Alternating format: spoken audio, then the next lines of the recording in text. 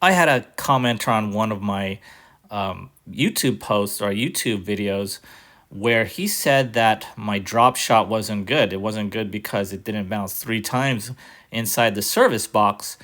And that is not the right measurement in regards to what is a good drop shot. A good drop shot is when you performed it well, meaning you won the point with it. You won the point with it, whether if it was a setup shot or you actually won the drop shot as a winner.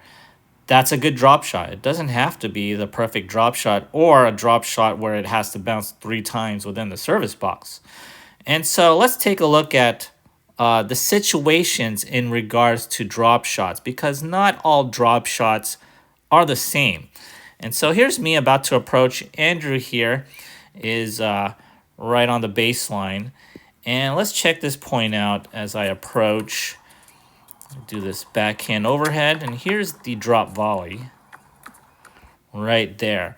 And if you notice, if this goes a little bit further here, it bounced outside the service box, but it bounced a couple times. And, sometimes that's good enough with a drop shot, right? You don't need to be too cute, as you say, or as they say, in regards to the drop shot, right? So I pretty much stabbed this.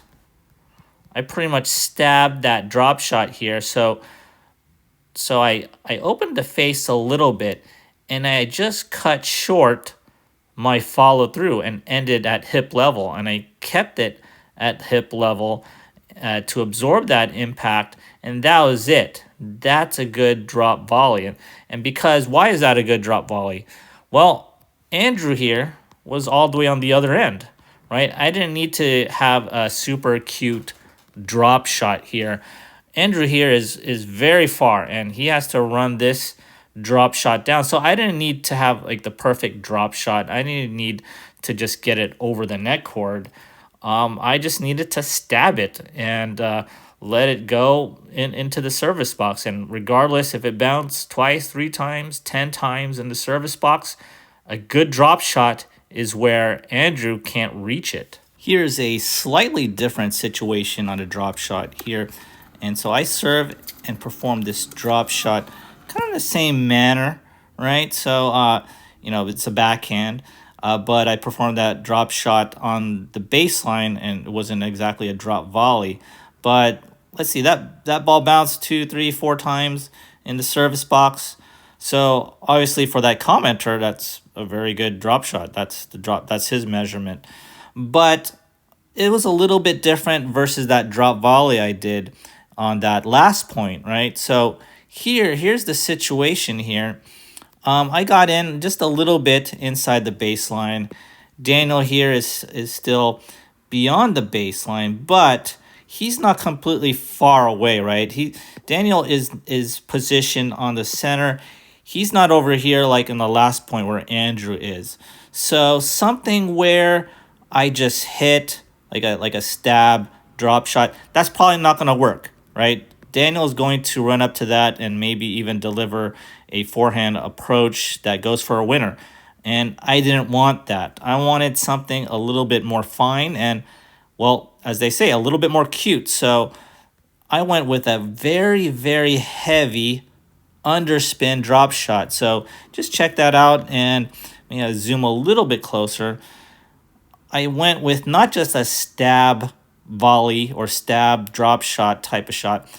There was a little bit more follow through here. So that follow through, if you can see that, went past my body a little bit because I wanted more underspin. I wanted some heavy, heavy underspin.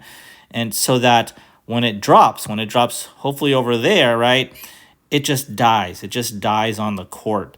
And it actually travels up very high on this one.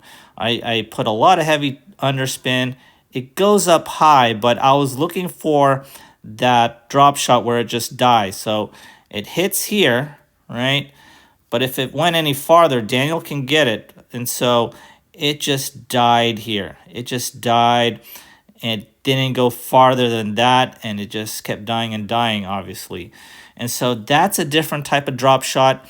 If your opponent is a little bit closer, and they're fast, they could run it down, you may need to put some heavy underspin on that drop shot so that they can't run it down and the ball just dies. So not all drop shots are the same. Understand the situation you're in. Is your opponent way off court here?